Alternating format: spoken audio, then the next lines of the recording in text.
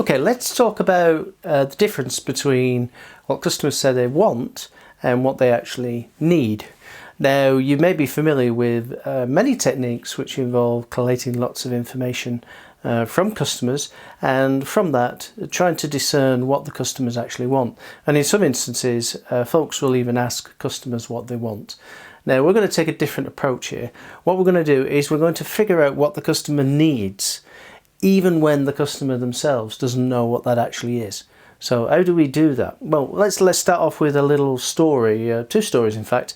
One, if you understand the concept of children, you might have them, those little people, those little guys. And if you went home and asked them, what would you like for dinner? What are they going to say? Yeah, sure enough, they're going to say pizza, chocolate, gummy bears. They're going to get a whole sort of range of things which aren't healthy, which aren't good for them. So we know not to do that. As parents and grandparents, we know not to go and ask those questions. What question do we ask instead is, right, what should you be eating? Well, of course, we don't even ask them that question, do we? We figure it out for them. We figure out that they're going to need a healthy, balanced diet, veggies and stuff like that, and then we might give them a treat at the end of it. So why, when we come into business, do we forget that? Do we seem to suffer from amnesia and we go and ask customers what they want? And sure enough, customers tell us, and then we go and deliver what they've asked for.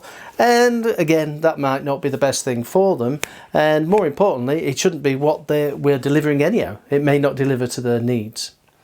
So the second part of the story revolves around what Disney, the folks at Disney do. And this story comes from a lady called Sue Page.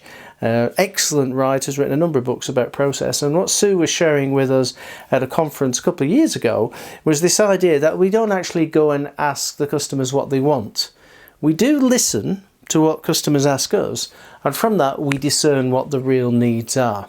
So we can figure out what they particularly need. So part of this story is about where in 2010 the Disney people did a survey.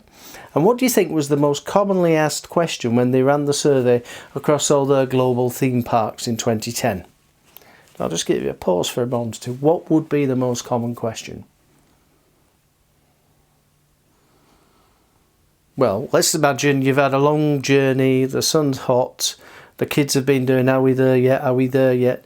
And so what is the question you're going to ask? You've got into the theme park, you've shown your ticket. The most commonly asked question in 2010 was, can you tell me where the restrooms are? Where are the toilets? Okay? So wherever you were in the world, that's a basic human need, isn't it? Where is the toilet? So that was the most common question. Now, unless you know the story, you will never guess what the second most commonly asked question in 2010 was. You ever think about that? What would the second most commonly asked question be? The second most commonly asked question in 2010 was, excuse me, can you tell me what time the 3 o'clock parade is, please? And of course the answer isn't, it's 3 o'clock, you smuck. The answer is actually embedded in the person who's asking the question and what their apparent needs might be. So what the folks at Disney are trained to do is to be able to understand, what does a successful customer outcome look like? And in this context, it might be a young woman with 2 small kids, and what she needs to know is, where is the somewhere with a rise, a water fountain, shelter from the afternoon, the heat of the afternoon sun, perhaps an ice cream vendor as well, around about the location where the parade's going to go by at 3 o'clock. That's what she needs to know. Now that need is driven by listening to the questions that you're being asked by the customer. Not us asking customers questions ourselves, but listening to the questions that the customers ask us. So in your own context, can you think of some of the areas in your own processes, in your own business, where that sort of situation arises quite a lot, where you're getting lots of information from the customer, but a lot of that information may have previously been driven by asking questions. So how could you reframe that so you begin to understand what the real needs are rather than what the customers say they want? So let's do an exercise on that, okay?